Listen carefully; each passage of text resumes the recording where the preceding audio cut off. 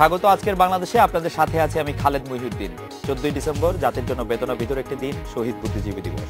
মুক্তিযুদ্ধের চূড়ান্ত বিজয়ের প্রাক্কালে পাকিস্তানি হানাদার বাহিনী ও দেশীয় দোসররা জাতিকে মেধাহীন করতে চালিয়েছিল ইতিহাসের এই বর্বরচিত হত্যাকাণ্ড। সেই হত্যার সঙ্গে জড়িতদের শাস্তি হয়নি এখনো, তবে কয়েকজনকে আনা হয়েছে বিচারের আওতায়। জাতি অপেক্ষা করছে ইতিহাসের ঘৃণ্যতম হত্যায় জড়িতদের শাস্তি দেখার জন্য। তবে ষড়যন্ত্র থেমে নেই, বিচারে বাধা দিতে তৎপর স্বাধীনতা বিরোধী চক্র। বাংলাদেশের শ্রেষ্ঠ সন্তানদের, খুনিদের বিচার শেষ করার দায় এখন পুরো জাতির উপর। বুদ্ধিজীবী হত্যার এই দিবস নিয়ে আজ প্রচলিত কোনো কথা নয়। নির্মম সেই দিনটিতে ফিরে যেতে চাই আজ, করতে চাই কিছু স্মৃতিচরণ, খুঁজতে চাই অন্তরালে ঘটনা প্রবাহ। জানিয়ে রাখি, আজকের বাংলাদেশের মতামত প্রশ্ন পাঠাতে SMS করতে পারবেন ইমেল করতে, লিখতে পারবেন ফেসবুক ও টুইটারও। এসব বিষয়ে আলোচনা করতে আজ স্টুডিওতে আছেন চলচ্চিত্র নির্মাতা চাষী নজরুল ইসলাম, আছেন মুক্তিযুদ্ধ জাদুঘরের ট্রাস্টি ডক্টর সারোয়ার আলী, আছেন স্বাধীন বাংলা বেতার কেন্দ্রের রণাঙ্গন সংবাদদাতা সাবেক সচিব জনাব মুসা সাদিক, আছেন শহীদ বুদ্ধিজীবী সিরাজউদ্দিন হোসেনের ছেলে বিশিষ্ট সাংবাদিক শাহিন রেজা নূর। স্বাগত আপনাদের। জনাব চাষী নজরুল ইসলাম, ৭১-এর তালিকা করে আমাদের যাদের শ্রেষ্ঠ সন্তান, যাদের মাধ্যমে দেশ এগিয়ে যাওয়ার কথা ছিল, তাদেরকে রাজাকার, আলবদর, আল শামস বাহিনীর লোকেরা হত্যা করেছে প্রত্যক্ষ বা পরোক্ষভাবে। তো এই সম্পর্কে, ওই দিনটি সম্পর্কে যদি আমরা একটু ফিরে যেতে চাই, যে তারা এটা যখন ঘটালো, এটা নিয়ে আপনার মুখে একটু শুনবো, যে ওই সময়টা সম্পর্কে কিভাবে করলো। এটা পরিষ্কার, সবাই আমরা জানি এটা, যে এটা অনেকবারই আমরা বলেছি, অনেকবারই এটা লেখা হয়েছে, বলা হয়েছে, কিন্তু এর একটা সুফল কিন্তু আমরা পাইনি, মানে প্রতিকারের সুফল কিন্তু পাইনি।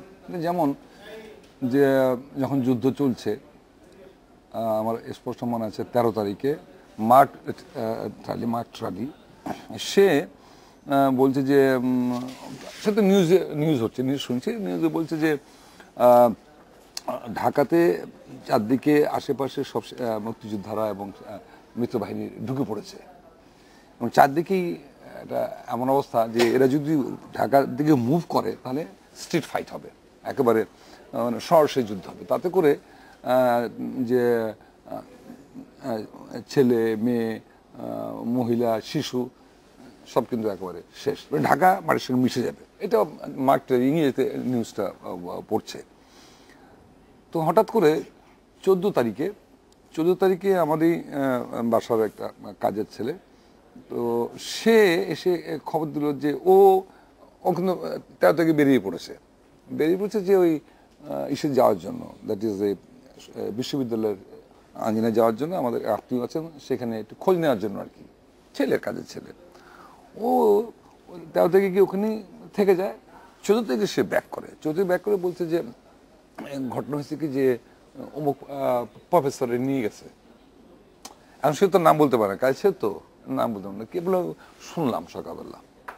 তো ওইটা আমিও কিন্তু তখন ওইটা মাথার মধ্যে ঢোকে না, প্রফেসরকে নিয়ে গেছে, কি বলছে না বলছে, দূর কি বলছে এসব, কার নিয়ে গেছে বললে পাকিস্তানিরা, মানে ও ই করতে পারিনি যে রাজাকার আল শামস এরা নিয়ে গেছে, পাকিস্তানিরা, এক কথায় যেটা বলা যায়।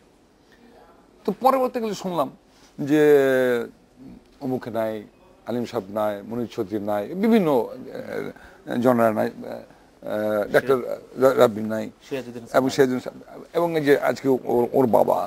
এবং সবচেয়ে এটার কথা আজকে মনে পড়ে গেল যে বাবাকে নিয়ে যে কত তারিখে নিয়েছিল, 10 তারিখে নিয়েছিল। আচ্ছা, আমি এবং সৈয়দ গোলাম কিবরিয়া, আরেকজন শিল্পী এবং লেখক এবং রাজনীতিবিদ ছিলেন, এবং খুব সম্ভব অনেকেই চেনে, সেটা লেগে যে নানু সৈয়দ গোলাম কিবরিয়া, তিনি আমাদের মন্ত্রী শাহজাহান খান, তার শ্বশুর এবং তার খালু। তো আমাদের একটা সম্পর্ক ছিল এই সাংস্কৃতিক অঙ্গনের সাথে। তো আমরা উঠা বসা, নাটক, থিয়েটারগুলো করতাম। তো কিবরিয়া ভাই ডেলি আমার গুইবাগে বাসা আসতেন, আমার বাসা গুইবাগে, মন্ত্রী আর্কিনেশন রোড, ইত্তেফাক হলো 1 নম্বর ইত্তেফাক আর্কিনেশন রোড। আমি কিবরিয়া ভাই ডেলি প্রায় মাঝে মধ্যে প্রায় ডেলি কিন্তু আমরা যেতাম ওখানে, যে ওই আড্ডা মারার জন্য, জানার জন্য কি হচ্ছে না হচ্ছে। তো উনি যা যা জানতেন টুকটাক আমাদের বলতেন যে হতে যাচ্ছে, এ হচ্ছে, উনি বলতেন। হঠাৎ শুনি যে ভেবে নাই, এটাও জানতাম যে নাই, এটাও জানতাম না, কারণ আমরা তো ছুড়ে পাচ্ছি, পালিয়ে পাচ্ছি। পরে জেনেছি যে শেষ ভাব নাই। এই করে সকল বুদ্ধিজীবীদের যাদেরকে হারিয়েছি, এবং এর পেছনে সবাই এটা জানি, আমি একজন কাজ করেছে যে মেধা শূন্য করার জন্যই কিন্তু কাজটি করেছিল। এইটাই আমি একটু আবার সারোয়ার ভাইয়ের কাছে জানতে চাই যে এরকম তালিকা করে এরকম দেশের মেধা শূন্য করার এই প্রক্রিয়া, এটা আর পৃথিবীর আর কোনো দেশে এরকম নৃশংসতা আর ঘটেছিল এরকম? না, এরকম মনে পড়ে না যে এইভাবে মানে ঘটেছে, এটা মনে পড়ে না। সাধারণভাবে বলা চলে যে ডিসেম্বরের 1 তারিখ থেকে পাকিস্তান বাহিনী এবং তার যা দোসররা ছিল তারা পরাজয় হিসেবে নিশ্চিত হয়েছিল এবং বাংলাদেশের অভ্যুদয় হবে এটা সম্পর্কে নিশ্চিত ছিল। এবং এখন বিদেশি যে সমস্ত ডিক্লাসিফাইড হচ্ছে, পার্টিকুলার আমেরিকার কাগজপত্র, তাতে বোঝা যায় যে তখন একটা আলোচনা চলছে। সে সময় এইটা লক্ষ্য করার বিষয় আছে, এটা উনি মার্ক টালির উদাহরণ দিলেন সানডে টাইমসে, যেটা যে সাংবাদিক যিনি রিফিউজি ক্যাম্প দিয়েছেন, উনি বলেছেন এটা খুব স্মরণ রাখার ব্যাপার। সেটা যে বলেছেন যে পাকিস্তান বাহিনী নির্বিচারে মানুষ হত্যা করেছে, কারণ তারা চিনত না কাউকে, কিন্তু আইডেন্টিফাইড কিলিং তার ভাষায় এটি করেছে কিন্তু তার দেশেও তাদের অনুচর ও সহযোগীরা, যাদের বর্তমানে যুদ্ধ অপরাধের বিচার হচ্ছে। আমি ডাক্তারদের কথা বলি, ধরুন যে এদের কিভাবে তালিকা হলো। ডাক্তারদের মধ্যে যারা মারা গেছেন তাদের মধ্যে মনে করেন ডক্টর ফজলে রাব্বি, একমাত্র প্র্যাকটিক্যালি সেই সব যুগে একমাত্র কার্ডিওলজি প্রফেসর এবং বামপন্থী আন্দোলনের সাথে যুক্ত। ডক্টর আলিম চৌধুরী চক্ষু বিশেষজ্ঞ, আমি তার কাছে গভীরভাবে কৃতজ্ঞ, কারণ তিনি আমাকে মেডিকেল অ্যাসিস্ট্যান্ট নিয়ে এসছেন। তিনি ওই 52 সালের ভাষা আন্দোলনের সাথে যুক্ত থেকে হয়েছে।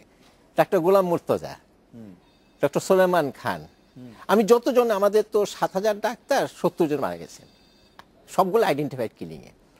একই বিষয়ে 70 জনই দেশের বিশিষ্ট চিকিৎসক ছিলেন। এবং একই জিনিস লক্ষ্য করবেন আপনি সাংবাদিকদের ক্ষেত্রে, সংখ্যায় বেশি। তো কাজেই এদের লক্ষ্য ছিল যেন বাংলাদেশটা মাথা তুলে না দাঁড়াতে পারে, এটি হলো তাদের প্রধান লক্ষ্য ছিল। না, এটি আমি তো বলি যে পাকিস্তান বাহিনী এবং পাকিস্তানি মনোভাবের পণ্য মানুষ যারা ছিল, যারা সরাসরি পাক বাহিনীকে সহায়তা করেছে, যাদের কয়েকজন এখন যুদ্ধ, আমি যতটুকু জেনেছি ওই সময় পাকিস্তান বাহিনী যে কাজটি করেছে এটা কিন্তু তা নয়। যারা দেখি আমরা ভাগ করছি যে এই চিহ্নিত লোকগুলো যারা জানতেন, চিনতেন, ঠিকানা দিয়েছেন, অ্যাড্রেস বলেছেন, দেখিয়ে দিয়েছেন এই বাড়ি ও বাড়ি, এটা আমি ততটা বিশ্বাস করি না। ওরা নিজেরাই করেছে ব্যাপারটা, আমি মনে করি। কারণ কি তখন পাকিস্তানি বাহিনী কিন্তু ওরা ত্রাহিত অবস্থা, ওদের জার্নি, ওরা পালাবো কিন্তু সেটা সারার ভাইও বললেন, আইডেন্টিফাইড কিলিংটা সাহায্য করেছে এই দেশীয় দোসররাই, এই দেশীয় দোসররাই, যাদেরকে রাজাকার, আল বদর, আল শামস নানা নামে। এবং আমি বলা হচ্ছে যে এটা কিন্তু আলোচনা হয়েছে, কারণ মুক্তিযুদ্ধ জাদুঘরে একটা ডকুমেন্ট আছে আমাদের, যেখানে ফরমান আলী খান সাহেবের অফিস থেকে এই ছেঁড়া ডায়েরিটা পাওয়া গেছে, যেখানে এই তালিকায় আরো কয়েকজন আছে, লাকিলি বেঁচে গেছেন আর কি, এই তালিকাটা আছে। এই কাজটি প্রধানত করেছে তার দোসররা। এবং আইডেন্টিফাইড কিলিং মানে ইচ্ছা করে। আমি একটু মুসাবের কাছে জানতে চাইবো যে মুসা ভাই, আপনারা কি টের পেয়েছিলেন এরকম কোনো কিছু একটা ঘটতে যাচ্ছে বা ঘটতে পারে, এরকম একটি সম্ভাবনা কি আপনারা কখনো বুঝতে পেরেছিলেন 14 ডিসেম্বর? আপনাকে ধন্যবাদ। অ্যাকচুয়ালি মুজিবুর গভর্নমেন্ট এরকম ধারণা করেছিল, এবং এরকম ধারণা করেছিল কেননা ভারতীয় গোয়েন্দা বাহিনী তখন ঢাকা থেকে এই রিপোর্টে করেছিল। প্রথম রিপোর্ট আসছিল চিটাগং থেকে, যে বুদ্ধি যারা শ্রেষ্ঠ সন্তান তাদের উপরে এলিমিনেশন হতে পারে, গেস্টাপো বাহিনী হিটলারের মতো।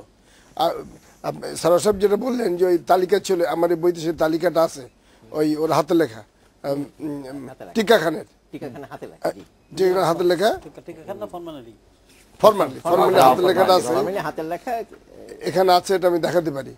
হাতের লেখা ছাড়া তো নীলিম ইব্রাহিমের নাম ছিল, সিক্সারের নাম ছিল, সব নাম এখানে আছে। আমি আপনাকে বলি, এই যে নৌ সাহেব বললেন যে তখন ভারতীয় বাহিনী এসে গেছে, এই যে ভারতীয় বাহিনীর জেনারেল মানিক শাহ তখন কিন্তু বলে দিচ্ছে ঢাকায় হাতিয়ার ডাল দাও, এবং ঢাকার কাছাকাছি কিন্তু আমাদের সেক্টর কমান্ডাররা সব এসে গেছে, এই যে আমাদের বীর জাতীয় বীর সেক্টর কমান্ডার তারা কিন্তু এসে গেছে। তখন পাকিস্তানিরা চিন্তা করলো যে আমরা যদি হেরেও যাই তাহলে ওদেরকে এমন করে বিনাশ করে দিয়ে যাবো যাতে স্কুল না চলে, কলেজ না চলে, ইউনিভার্সিটি না চলে, পত্রিকা না চলে, বাঙালি যাতে মেথরি জাতিতে পরিণত হয়। এবং আমাকে এক্স্যাক্টলি এই কথা বলেছে ব্রিগেডিয়ার জেনারেল দিলবার সিং এর সামনে, বলেছে হায়াত খান 107 ব্রিগেডিয়ারের ব্রিগেড কমান্ডার, যশোর ক্যান্টনমেন্টের ডিপ কমান্ডার ব্রিগেড হায়াত খান 17 ডিসেম্বর খুলনায় I took his interview on the moment he was surrendering to Brigadier General Dilbar Singh, ওখানে সেকেন্ড সারেন্ডার সেরেমনি। সে বলল যে আমরা you are surrendering today but we are leaving our people here, one day this country will come back as East Pakistan. সে বললো। এবং দেখেন এই জমাতের লোকের কি হয়েছে, আমি আপনাকে একটু ডকুমেন্ট দেখাই। দেখেন হিটলার এমন গণহত্যা করে নাই, লাশের পর লাশ। আমি স্বাধীন বাংলার ভেতরে ওয়ার করেসপন্ডেন্ট ছিলাম, সমস্ত ওয়ার ফ্রন্টে আমাদের মুক্তি বাহিনী মিত্র বাহিনীর সাথে লাশের পর লাশ স্তূপকারে আছে। আপনি দেখেন আমাদের ঢাকা ইউনিভার্সিটির বন্ধের উলঙ্গ লাশ পড়ে আছে, ঢাকা ইউনিভার্সিটি থেকে এই এই এই ছবি তোলা হয়েছে। এই দেখেন তারা মুক্তিযোদ্ধা জীবন্ত শামসুর রহমানকে জীবন্ত কবর দিছে এই যশোরের শাসা নদীর তীরে। এই যে আলিম যার বিচার হচ্ছে, সে আমাদের এক মহান বীর মুক্তিযোদ্ধাকে মেরে তার লাশ এখানে ফেলে রেখে তার উপরে পা দিয়ে তারা দাঁড়িয়ে রেখে ছবি তুলছে, ভয় ডর নাই, ছবি তুলছে। এবং আজকে এই দেখেন আমি অর্থাৎ গোলাম আজম সাহেব সেদিন বললেন মুক্তিযুদ্ধের নামে যা হচ্ছে পূর্ব পাকিস্তান ভারতের কাছে বিক্রি হচ্ছে। আমি গোলাম আজম সম্পর্কে আর একটু বলতে চাই 1 মিনিট। আমার এই বইতে প্রথম বেরোলো যে গোলাম আজম সাহেবের বিরুদ্ধে ডাইরেক্ট একটা মার্ডার চার্জ, ডাইরেক্ট। কি শ্রীময় দারোগা ছিলেন কুমিল্লায়, উনি আমাদের নেতাদের পরিবার পার করেছে, সব নেতাদের। শ্রীময় দারোগা ধরা পড়ে গেল, তার ছেলে নবম শ্রেণীর পরে কামালের সাথে। তখন শ্রীময় দারোগার ওয়াইফের ভাই আপনার গোলাম আজম সাহেব ছেলেকে পড়ায়, এবং তখন তারা এসে কান্নাকাটি করে। গোলাম আজম সাহেব তখন ছেলে বললো নিয়ে গেল বাবার কাছে। তো গোলাম আজম সাহেব জিজ্ঞেস করলো স্টেট সত্যিকার মুক্তিযোদ্ধাদের সাহায্য করেছে কিনা বলো, সত্যি বলো আমি তোমার হাজব্যান্ডকে বাঁচিয়ে দেবো। সে সত্যি কথা বললো যে তাজউদ্দিন স্যার ওয়াইফকে পার করেছে, মনসুরি স্যার ওয়াইফদের ছেলেমেয়েদের পার করে। শোনার পর উনি ফসফস চিঠি লিখে দিল, ওই চিঠি নিয়ে যান, গেলে আপনার স্বামীকে তোমার স্বামীকে কালকে ছেড়ে দেবে। চিঠি নিয়ে গেল কুমিল্লা আর্মি অফিসারের কাছে, আমি যে চার্জে ছিল সে এক মেজর দেখে বলে আচ্ছা কাল আ যাও তোমার হাজব্যান্ড মিল জায়গা। কাল আসলো, তার হাজব্যান্ডের বাচ্চার জামা কাপড় তাকে দিয়ে দিল। এবং এটা হলো direct charge against Golam Azam. আমি একটু বলি, এইটা বেরোনোর পরে গোলাম আজম সাহেবের ছেলে আমাকে ফোন দিছিল, আমার সাথে কোনো খারাপ ব্যবহার করেনি, বললো আপনি তথ্য কোথায় পেলেন? আমি তোমার টিচার আমাকে বলেছে, ইউর ওন টিচার, সে আমাকে এই খবর দিছে। এবং সে বলল যে ওই কামালের মার কথা বললাম, সে সব শুনলো, শুনে ফোন ছেড়ে দিল। সুতরাং গোলাম আজম সাহেবদের আমি আমি আমি খুব দুঃখ পাই যে আমি এতে গেছিলাম, আমি জার্মানিতে নুরনবার্গে গেছিলাম, এই ইসলাম সাহেব যে বঙ্গবন্ধুর কবর করেছে উনি আর আমি, সেখানে লেখা আছে যে এখানে 31 ডেজে বিচার শেষ হয়েছে, তাদের কোনো আপিল ছিল না। এবং এবং এবং আমরা এই প্রসঙ্গে রায়ের 2 দিন পরেই ফাঁসি হয়ে গেছে, আর ওনারা করতেছে 6 মাস ধরে। না মুসা ভাই, এই প্রসঙ্গে আমরা আসবো। আমরা একটু শাহিন রেজা নূরের কাছে শুনি যে আপনি শহীদ বুদ্ধিজীবী সাংবাদিক সিরাজউদ্দিন হোসেনের যে হত্যাকাণ্ডের যে বিচার, সেই বিচারে আপনি জামাতের কেন্দ্রীয় সেক্রেটারি জেনারেল আলী হাসান মোহাম্মদ মুজাহিদের বিপক্ষে প্রসিকিউশনে 4 নম্বর সাক্ষী ছিলেন। তো আপনি বিচার প্রক্রিয়া বর্তমানে যেভাবে চলছে, যে গতিতে আগাচ্ছে, আপনি খুশি কিনা, বা আপনি বিচার প্রক্রিয়া নিয়ে আপনি কি বলবেন? না, আসলে বিচার প্রক্রিয়াটি তো অনেক বিলম্বে শুরু হয়েছে, যদিও এই সরকারের বিশেষ করে আওয়ামী লীগের নির্বাচনী অঙ্গীকার এবং সরকার ও পার্লামেন্টে এই বিষয়টির অ্যাপ্রুভাল নিয়ে যা শুরু করেছে, তাতে অবশ্যই আমরা যারা শহীদ সন্তান কিংবা শহীদ পরিবারের সদস্য, তারা অবশ্যই এটিকে অভিনন্দন জানাই এবং এটির সঙ্গে আমরা খুশি। কিন্তু বিষয়টি হচ্ছে যে বিচার প্রক্রিয়াটি যে ধারায় চলছে, তাতে মনে হয় যে অনেক জায়গায় গ্যাপ আছে। অর্থাৎ গ্যাপ আছে আমি বলতে বোঝাচ্ছি যেটা লজিস্টিক থেকে শুরু করে, রিসার্চের কাজ থেকে শুরু করে, এই যে কেননা যে ঘটনাটি 40-41 বছর আগে ঘটেছে, সেই ঘটনার তথ্য প্রমাণ স্পেশাল ট্রাইব্যুনালে যেভাবে উপস্থাপন করার দরকার, তার চেষ্টাটির ক্ষেত্রে আমার কাছে মনে হয়েছে যে আন্তরিকতার অভাব ছিল না, কিন্তু তার যে সাপোর্টিভ যে বিষয়গুলো থাকা উচিত ছিল, সেগুলো যেন একটা ঢিলামি আছে, এখানে যেন একটু গা ছাড়া ভাব আছে। এটাই আমার মনে হয়েছে আমি যতবারই সেখানে গেছি। বরঞ্চ প্রতিপক্ষের কিন্তু প্রিপারেশন এখানে অনেক বেশি আমি বলবো যে সুসংগঠিত। তো এই যে একটি এত বড় ঘটনা, যার বিচার কার্য আমরা করতে যাচ্ছি, যে যে অপরাধের বিচার আমরা করতে যাচ্ছি, সেই বিষয়টিকে খুব হেলাফেলাভাবে দেখার কোনো অবকাশ কিন্তু ছিল না। আজকে আমরা এই বিচার প্রক্রিয়া নস্যাৎ করার জন্য যে আয়োজন দেখছি আমাদের দেশের অভ্যন্তরে এবং বাইরেও, প্রচুর অর্থ এখানে বিনিয়োগ করা হচ্ছে, এখানে লবিস্ট নিয়োগ করা হচ্ছে, বিভিন্ন আন্তর্জাতিক পত্রিকার সাংবাদিকরাও দেখা যাচ্ছে পারচেজড হয়ে যাচ্ছেন, এবং এর বিপরীতে যে বক্তব্যগুলো সরকারের পক্ষ থেকে বা সংশ্লিষ্ট মহল থেকে যাওয়া উচিত ছিল কূটনৈতিকভাবে দেশের বাইরে এবং দেশের অভ্যন্তরে জনসাধারণকেও যেভাবে প্রস্তুত করার দরকার ছিল, মানসিকভাবে উদ্দীপ্ত করা, এমনি মানুষ বিচার চাইছে, এতে কোনো সন্দেহ নাই, কিন্তু যে কনফিউশন তারা সৃষ্টি করতে পারছে, এই কনফিউশনের এগেনস্টে যে তৎপরতা আমাদের দিক থেকে করা উচিত ছিল, সেই জায়গাটিতে আমার কাছে মনে হয় যে আমরা খুব সন্তুষ্টজনকভাবে করতে পারছি না। একটা মানে আমাদের একটা বিরতিতে যেতে হবে, বিরতিতে যাওয়ার আগ পরে আমি যে বিষয়টা আলোচনা করতে চাই সেটা হচ্ছে যে পুরো দেশকে মেধাশূন্য করার, পঙ্গু করে দেওয়ার যে পরিকল্পনা যারা করেছিল তাদের বিচার হওয়ার ব্যাপারে সমস্ত জাতির একটা একতাবদ্ধ একটা কনসেনসাস থাকার কথা ছিল। আপনি কনসেনসাস আছে বলছেন, কিন্তু আমি সেই কনসেনসাস কিন্তু খুব বেশি দেখছি না। এই প্রসঙ্গে আলোচনা করবো আপনাদের সঙ্গে যে এই কনসেনসাসটা কেন হচ্ছে না। চাষি ভাই, এটা নিয়ে আপনার কাছে জানতে চাইবো। আমরা এটা বিরতি নিচ্ছি।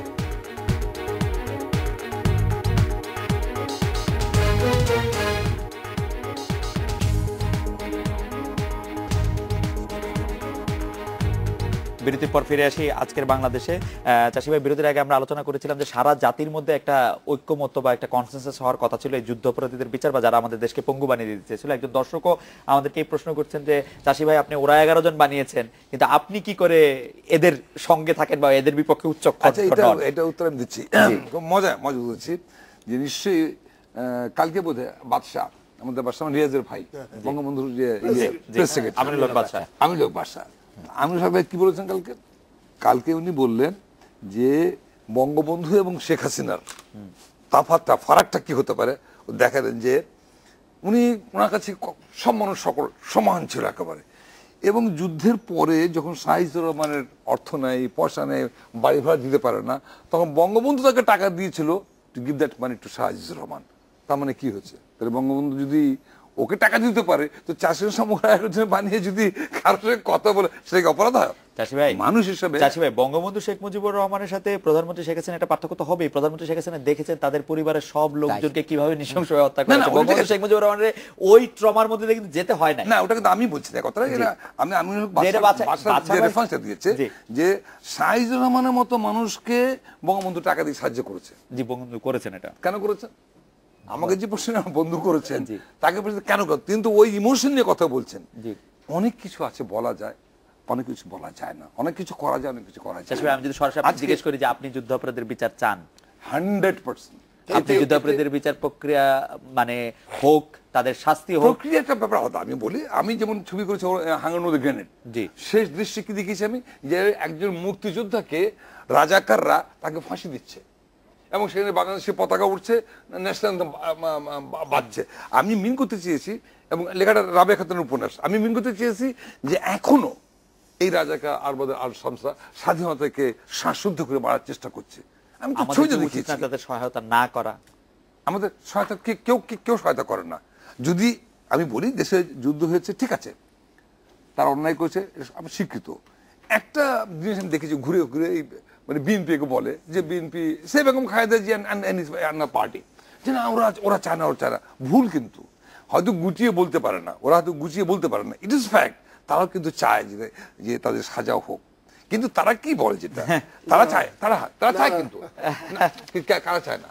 বিএনপি চায় না ফাঁসি হোক? কে বলছে আপনার কাছে? আমি বলছি জামাতে ইসলামী ডিসেম্বরে টাকা হরতালে বিএনপি সমর্থন দিল। ওটা তো রাজনীতির কারণে তা করে, ওটা রাজনীতির কারণে কিন্তু ব্যাপারটা করে যে কি করে ক্ষমতা যাব। কিন্তু এটা কিন্তু আমি একটা গ্যারান্টি দিয়ে বলতে পারি, কিন্তু আপনাকে বলতে ভাই আমি গ্যারান্টি দিয়ে বলতে পারি, কারণ কি পলিটিক্সে অনেক কথাই হয়। আমি একটু যুদ্ধাপরাধীদের বিচার বিষয়ে আমার একটা আপনি বলেন, আমি একটু এই কনসেনসাস প্রসঙ্গে, তাহলে আপনিও কি মনে করেন যুদ্ধাপরাধীদের বিচার প্রসঙ্গে এমনকি বিএনপি এবং সমস্ত জাতির মধ্যে এক ধরনের কনসেনসাস আছে যে তাদের বিচারটা হওয়া উচিত? প্রত্যেকেই।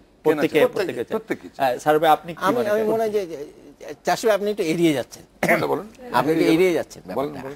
আমি আরো খোলামেলা বলা হবে। বাংলাদেশের মুক্তিযুদ্ধের অমীমাংসিত বিষয়টি হচ্ছে যুদ্ধাপরাধী বিচার, যে সে সময় যারা হত্যা, ধর্ষণ, লুণ্ঠন করেছিল পাকিস্তান বাহিনীর এবং তার দোসররা তাদের বিচার করাটা। নিশ্চয়ই যদি বিএনপি যদি মুক্তিযোদ্ধার ঘোষকের দল হয়, এবং গতকালও কয়েকজন মুক্তিযোদ্ধা যোগ দিয়েছে, তাইলে আমার সাধারণ নাগরিক, আমি কোনো রাজনৈতিক দল করি না, আমার সাধারণ নাগরিক, আমার প্রত্যাশা ছিল যে যুদ্ধাপরাধী বিচারের ব্যাপারে অন্তত প্রধান দুটি দলের একটা ঐক্যমত থাকবে।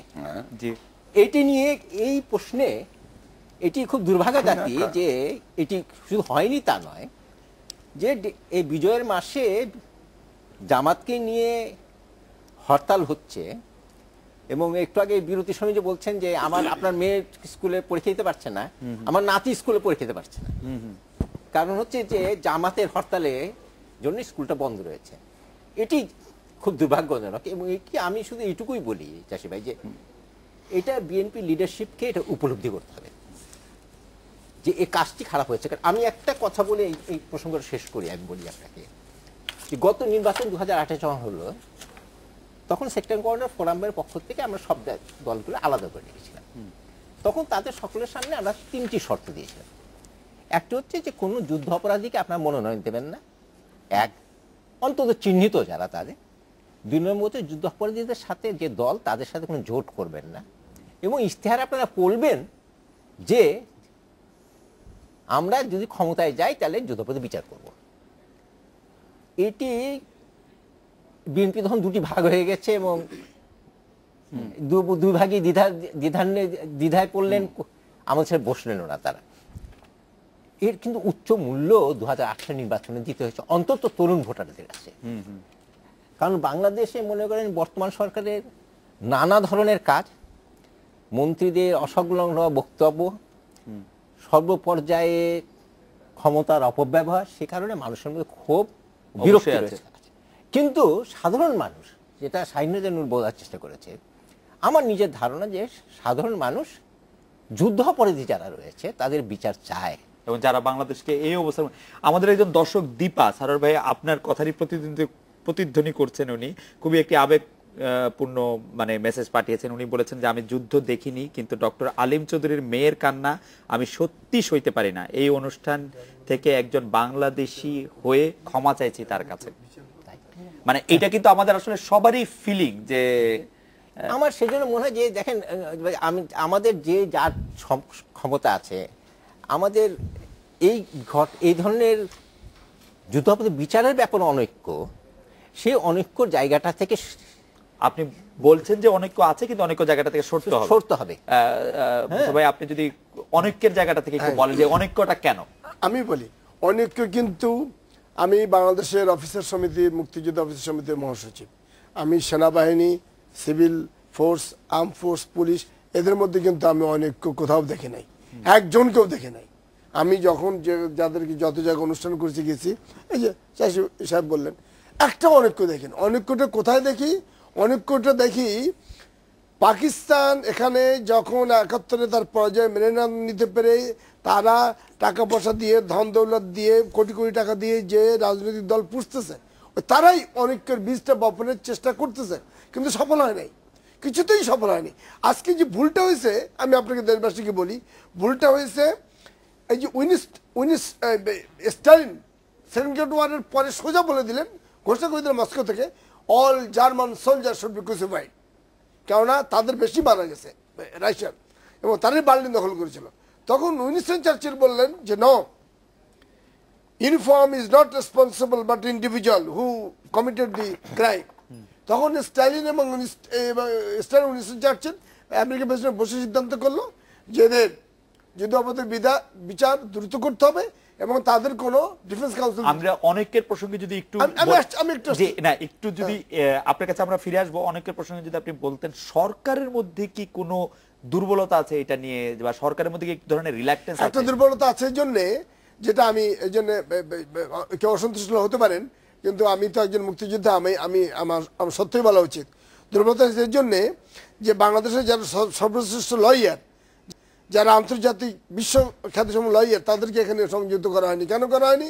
বলা হয়েছে যে আমার মামলা তারা লড়ে নাই, এই কারণে একটা গোষ্ঠী মিসগাইড করেছে গভর্নমেন্টকে, করে যাদেরকে দিয়ে চালানো হচ্ছে তারা ওই ধরনের পারদর্শীও না, আন্তর্জাতিকভাবে তাদের সুখ্যাতি, সুনাম, পারদর্শিতার যোগ্যতা এরকম অতখানি নাই, এবং সেই জন্য এটা লিঙ্গানি করে ফেলতেছে।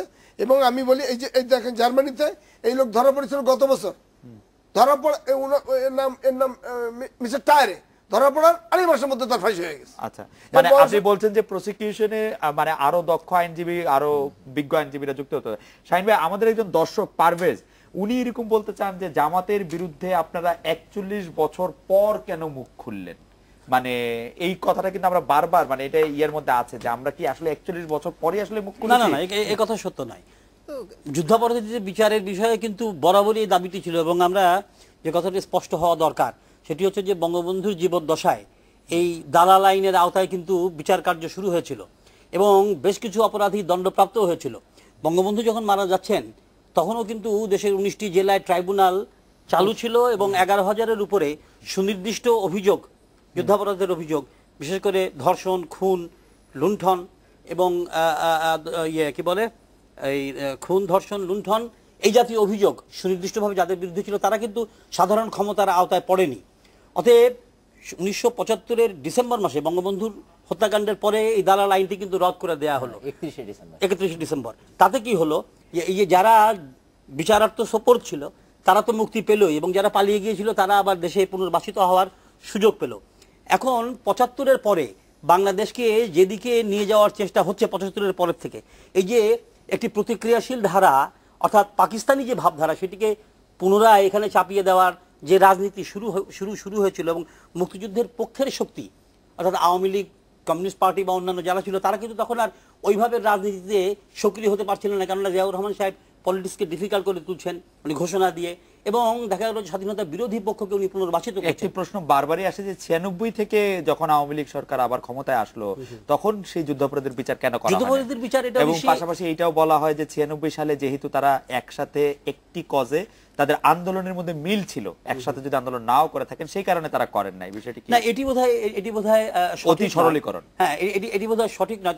তবে জামাতে ইসলামীর কিংবা যুদ্ধাপরাধী যারা ছিল তাদের ব্যাপারে একটু লেনিয়েন্ট মনোভাব যে ছিল না সেটা আমরা বলবো না, হয়তো ছিল কোনো রাজনৈতিক কারণে হয়তো বা ছিল, কিন্তু তারপরে যুদ্ধাপরাধের বিচারের বিষয়টি আমরা যারা সরাসরি মানে ওই যুদ্ধের ভিকটিম কিংবা অন্য সাধারণ মানুষ যারা যুদ্ধ সম্পর্কে জানেন, লক্ষ লক্ষ মানুষ, কোটি কোটি মানুষ যারা বেঁচে আছেন, তখনও বেঁচে ছিলেন, তাদের কাছে কিন্তু এই যুদ্ধাপরাধের বিচারের বিষয়টি সবসময় এ ব্যাপারে আমরা উচ্চকিত ছিলাম, আমরা সোচ্চার ছিলাম। পরিবেশ আমাদেরকে অনেক সময় কিন্তু পারমিট করেনি যে এই কথাগুলোকে ফোকাল পয়েন্টে নিয়ে আসা। যেমন মিডিয়া তখন কিন্তু এই বিষয়ে আমাদের কাছে জিজ্ঞাসা করতে আসেওনি। এখন যেমন মিডিয়া বিষয়টিকে নিয়ে কিন্তু অনেক তোলপাড় হচ্ছে মিডিয়াতে, কিন্তু সেই সময় মিডিয়ার রোলটাও সেভাবে ছিল। আমি অ্যাড করতে চাই জহির রায়হানের বোনের নেতৃত্বে বঙ্গবন্ধুর সামনে প্রসেশন আসছে যুদ্ধপতি বিচার, বঙ্গবন্ধুর কাছে স্মারকলিপি দিতেছে। আমি তখন গণভবনে ইনফরমেশন অন ডিউটি, সুতরাং যুদ্ধপতির বিচার এটা চলমান ছিল। জিয়াউর রহমান সাহেব এসে এটা 96 থেকে 2001 সাল পর্যন্ত এটা করা হয়নি কেন, এই বিষয়টা নিয়ে আমরা আবার একটু আলোচনা করব, এবং চলমান বিষয় নিয়ে আমরা একটা বিরতি নিচ্ছি। চাষিবের কাছ থেকে আবার শুরু করব।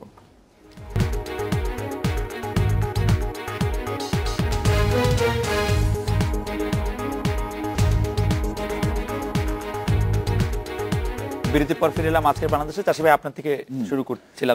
আমি শাহিনের কথা শুনে বলছি, হ্যাঁ নিশ্চয়ই একটা দলের প্রতি বা একজনের প্রতি উদ্যোগ থাকতেই পারে, সাপোর্ট থাকতেই পারে, এটা নরমাল ব্যাপার।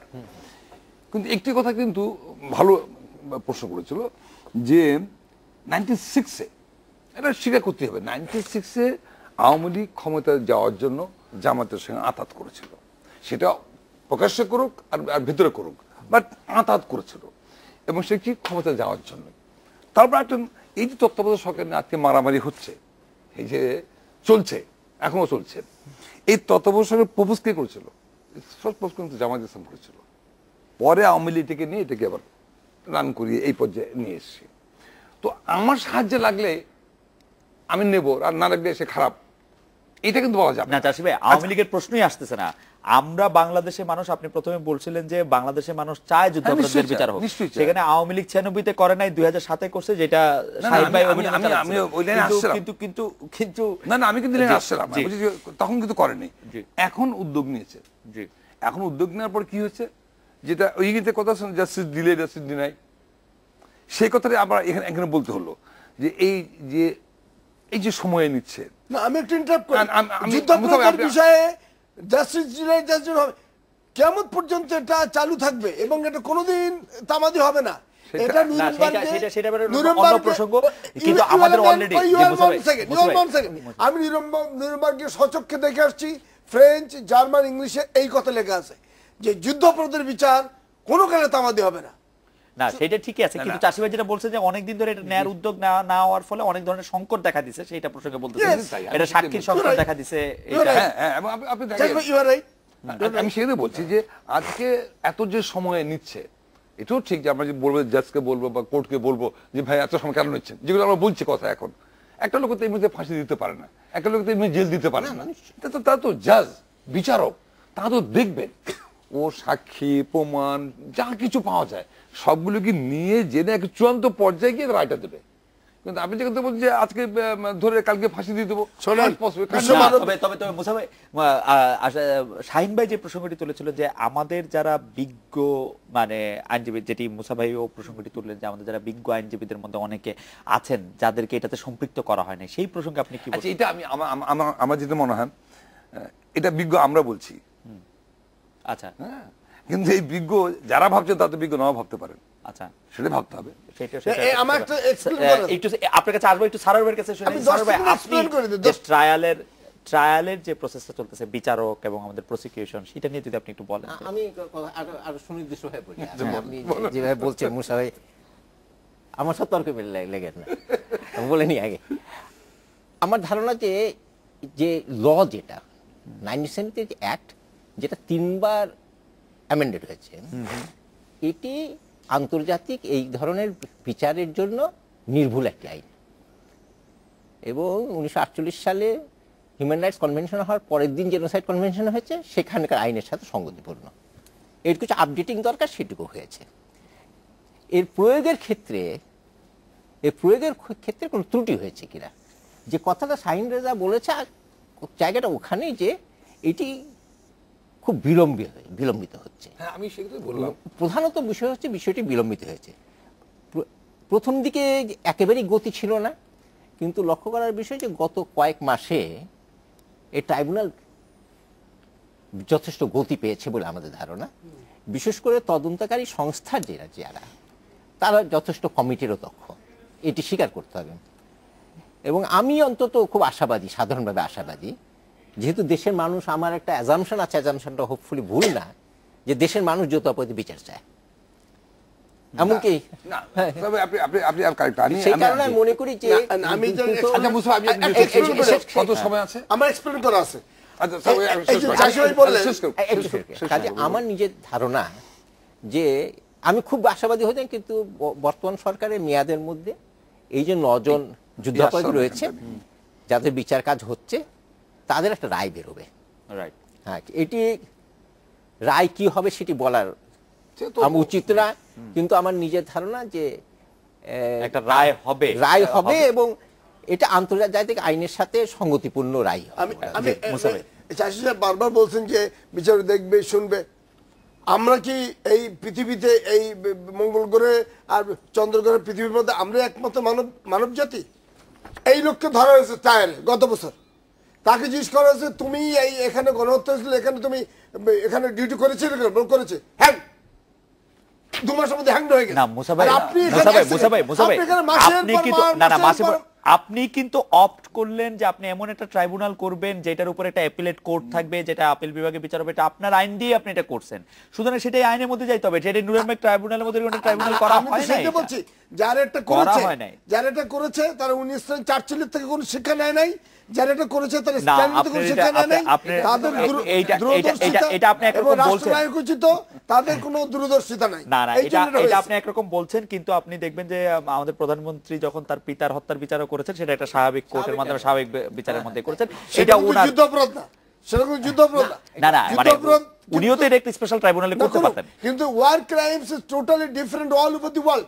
তার হইলে এই লোককে জার্মানিতে ধরে, এছাড়া আর্জেন্টিনা ধরা পড়েছে 1 বছর আগে, ধরে 2 মাসের মধ্যে তাকে ফাঁসি দিয়ে দিয়েছে। শাহিন ভাই, আপনি কি এরকম একটি ট্রাইব্যুনাল বা এরকম বলেন? এই লোক বলছে, আমি একটু বলছি যে এই লোক বলেছে আমি করেছি, স্বীকার করেছে বলে তার ফাঁসি হয়ে গেছে। কিন্তু যাকে আপনি এখন নিয়ে এসেছেন, কারকে দাঁড় করিয়েছেন, তা তো স্বীকার করছে না। তবে কি করবেন সেখানে? না, কমান্ড বাকি আছে। ট্রাইব্যুনাল আর এরকম বিচার সম্পর্কে শাহিন ভাই কাছে বলছেন, শাহিন ভাই। এক মিনিট, এই যে নুরেমবার্গ ট্রায়ালে একটা পার্থক্য আছে। আমি আইনের দেশগুলোকে, নুরেমবার্গ ট্রায়ালের নামটা নুরেমবার্গ নয়, কিন্তু this IMT, international military tribunal, that was A military tribunal. Exactly, হ্যাঁ হ্যাঁ, which is not, আমরা we are trying কি মনে করেন যে আমাদের কি এরকম একটা ট্রাইব্যুনাল হওয়া উচিত ছিল যেখানে এরকম? না, আমি আসলে বিচার প্রক্রিয়া নিয়ে সরোয়ার ভাই যে কথা বললেন, আমি সরোয়ার ভাইয়ের সঙ্গে একমত যে আসলে গতি সঞ্চারে একটু দেরি হওয়ার কারণ হলো বিষয়টি তো বাংলাদেশের জন্য সম্পূর্ণভাবে একটা অভিনব ব্যাপার, এবং এই জিনিসটিকে ধাতস্থ হওয়া, এটিকে কোন প্রক্রিয়ায় গেলে আমরা মোটামুটি জনগণের কাছে বিশ্বাসযোগ্য করে তুলতে পারবো, এই ভাবনাগুলো কিন্তু প্রসিকিউশন থেকে শুরু করে সবার মাথায় ছিল। এবং এই বিষয়ে অন্যান্য ইন্টারন্যাশনালি যে সমস্ত বিচার হয়েছে এক্ষেত্রে, এবং আমরা আমাদের নিজস্ব আইনে এই বিচারটি করছি, এবং সেগুলোর সঙ্গে যাতে সঙ্গতিপূর্ণ হয় সেগুলোর চিন্তা ভাবনা করে বের করে এবং একটি জায়গায় পৌঁছতে সময়টা কিন্তু নিয়েছেন তারা। এবং ভেরি রিসেন্টলি এটা যে গতি সঞ্চার হয়েছে, এটিও কিন্তু লক্ষ্য করার মতো বিষয় বটে। আমরা যেটা বলতে চাইছি সেটা হচ্ছে যে প্রসিকিউশন কিংবা ইনভেস্টিগেশন টিম, তাদের ব্যাপারে এখন তাদের মধ্যে যে গতি দেখছি সেটি নয়, মানে আমরা এতে কোনো মানে ডিসকমফোর্ট ফিল করছি না, কেমন। কিন্তু যে জায়গাটি নিয়ে ভাবছি সেটি হলো যে এই বিচার প্রক্রিয়াটি করার জন্যে এভিডেন্স অবশ্যই স্পেশাল ট্রাইব্যুনালে তো নর্মালি যে আপনার ফৌজদারি দণ্ডবিধির যে এভিডেন্স কিংবা সাক্ষ্য আইনের যে এভিডেন্স, সেগুলো তো এখানে তো চলবে না। কিন্তু তারপরেও প্রসিকিউশন এবং অন্যান্যদেরকে যেভাবে করলে আমাদের প্রতিপক্ষকে এবং জনগণকে বোঝানো যায়, উদ্বুদ্ধ করা যায় যে না, এই বিচার কার্যটি স্বচ্ছভাবে হচ্ছে, সেই জন্য যে ধরনের কার্যক্রম হাতে নেওয়া উচিত ছিল সেই কার্যকলাপগুলো আমরা দেখছি না। সেই জন্য আমরা একটু বিচলিত বোধ করছি। আমরা শাহিন ভাই, আমরা আরেকটি বিরতি নেব, কিন্তু আপনার কাছ থেকে এই প্রশ্নটি দিয়ে শুরু করব বিরতির পরে। সেটা হলো যে চেতনা নিয়ে ৭২ সালে সংবিধান রচিত হয়েছিল বা ৭১ সালে মুক্তিযুদ্ধ হয়েছিল, আমরা এখনো সেই সংবিধানে ফিরে যেতে পারিনি এবং পাকাপোক্ত হয়ে ফিরে যেতে যাতে না পারি সেই ব্যবস্থা করা হয়েছে। এটি সম্পর্কে আপনার কাছে ১ মিনিট শুনবো। আমরা একটু বিরতি নিচ্ছি।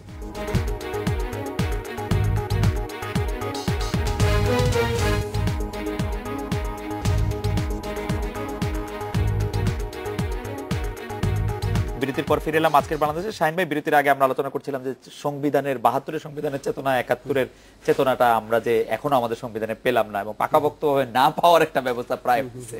এটি আসলে খুব দুর্ভাগ্যজনক, সত্যি খুব দুর্ভাগ্যজনক। কেননা ৭২ যে সংবিধানটি রচিত হয়েছিল এবং সদ্য স্বাধীনতাপ্রাপ্ত দেশ, অজস্র মানুষের রক্তধারায় যে দেশটি সৃষ্টি হয়েছে, আমাদের অজস্র মা বোনের সম্ভ্রম গুড়িয়ে যাবার মধ্য দিয়ে যে দেশটি আত্মপ্রকাশ করলো, এই বিষয়গুলোকে মাথায় রেখে তখনকার সংবিধান প্রণেতারা যে জিনিসটি উপহার আমাদেরকে, যে সংবিধানটি আমাদেরকে উপহার দিলেন, তার মধ্যে বৈশিষ্ট্যগত দিক থেকে কয়েকটি ব্যাপার খুবই তাৎপর্যপূর্ণ।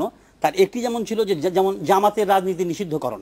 কারণ আমরা জানি যে ১৯৭১-এ জামাতে ইসলামী এন ব্লক একেবারে দলগতভাবে পাকিস্তানি হানাদার বাহিনীর সহায়ক শক্তি হিসেবে যেভাবে কাজ করেছিল, এবং বুদ্ধিজীবী নিধনই শুধু নয়, আল বদর, আল শামস গঠন থেকে শুরু করে, রাজাকার বাহিনী গঠন থেকে শুরু করে বিভিন্ন জায়গায় তাদের যে তৎপরতাগুলো ছিল, এগুলো ছিল আমাদের মুক্তির, স্বাধীনতার আকাঙ্ক্ষার একেবারেই বিরোধী জায়গা। এবং তারপরে যে নির্মম নৃশংসতা তখন চলেছে, তাতে করে এই দলটিকে নিষিদ্ধ করার বিষয়টি তখনকার সংবিধান প্রণেতারা কিন্তু এটা উপলব্ধি করেছেন। ধর্মনিরপেক্ষতার ব্যাপারটি ওনারা, দ্বিতীয় কথা হলো ধর্মনিরপেক্ষ অসম্মান না, মুক্তিযুদ্ধটি কিন্তু দীর্ঘ রাজনৈতিক সংগ্রামের একটি শেষ সোপান। তো সুতরাং এই যে দীর্ঘ রাজনৈতিক সংগ্রাম আমরা পাকিস্তানে করেছিলাম, সেটির মূল ধারাটি ছিল গণতন্ত্রের প্রতিষ্ঠা, অসাম্প্রদায়িক একটি দেশ প্রতিষ্ঠা। এবং এই অসাম্প্রদায়িক দেশ প্রতিষ্ঠা করতে যে এই যে এত মানুষের প্রাণহানি ঘটলো, এত আত্ম উৎসর্গ এবং আত্মত্যাগ হলো, তো সেটিও কিন্তু এই সংবিধানে প্রতিফলিত হয়েছিল। ৭৫-এর পরে এসে আমরা যখন দেখলাম যে এটাকে আবার ভিন্ন খাতে নিয়ে যাওয়া হলো এবং সেই ধারাটি বহাল থাকলো বহুদিন, আবার যখন আমাদের স্বাধীনতার সপক্ষের শক্তি ক্ষমতায় ফিরে এলো, তখন আমরা কিন্তু তাদের মধ্যে এই চেতনাটির অভাব লক্ষ্য করলাম খুব দুর্ভাগ্যজনকভাবে। বিশেষ করে এবার এই যে মেজরিটি নিয়ে ক্ষমতায় এবার আওয়ামী লীগ এবং তার বাবা মহাজোট এলো, তাতে প্রত্যাশা আমরা করেছিলাম যে ৭২-এর সংবিধানে বা আমাদের মূল জায়গাটিতে আমরা ফিরে যেতে পারবো। কারণ ফিরে যাবার জন্য পার্লামেন্টারি এই ব্যবস্থায় কোনো অসুবিধা কিন্তু আমাদের ছিল না। কিন্তু আমাদের কোথায় দ্বিধা, কোথায় দ্বন্দ্ব, কোথায় রাজনীতি, কোথায় কোথায় যেন গিয়ে একটু আটকে গেল। আমাদের একজন দর্শক সাজু উনি বলেছেন জামাতকে এখনো কেন নিষিদ্ধ করা হচ্ছে না, নাকি এখানেও রাজনীতি চলছে? মুসা ভাই আপনি যদি 1 মিনিট বলেন এই প্রসঙ্গে। এবং ধর্মনিরপেক্ষতা আমরা পেলাম না। জামাতকে নিষিদ্ধ করতে পার্লামেন্টে জাস্ট একটা সেশনে একটা দিন দরকার। আমার 3/4 আছে, আমি সোজা ভোটাভুটিতে চলে গেলে নিষিদ্ধ হয়ে যাবে। এবং জামাত কিন্তু জানে যে সে যে কোনো সময় নিষিদ্ধ হতে পারে, জানে। এবং জামাতের বিষয়ে আমার 40 বছরের অভিজ্ঞতা, আমার যে সমস্ত গোয়েন্দা তথ্য আমি দেখেছি সরকারি হেফাজতে, জামাতের যারা তরুণ, যারা 30 বছর 35 বছর নিচে, তারা কিন্তু সিনিয়রদেরকে তারা সহ্য করতে পারে না। তারা বলতে চায়, তারা এখনো আমি ভিতরের খবর যে তারা একটা গ্রুপ আছে, বড় গ্রুপ 40% 45% ইয়াং, তারা বলছে ওরা ওরা ওরা ওরা রাজনীতি থেকে চলে যাক, ওরা নিজেদেরকে দল থেকে তারা পদত্যাগ করুক এবং অন্তরীণ হয়ে যাক, তাহলে জামাত মুক্তি পাবে। এই গোয়েন্দা তথ্য আছে আমাদের কাছে।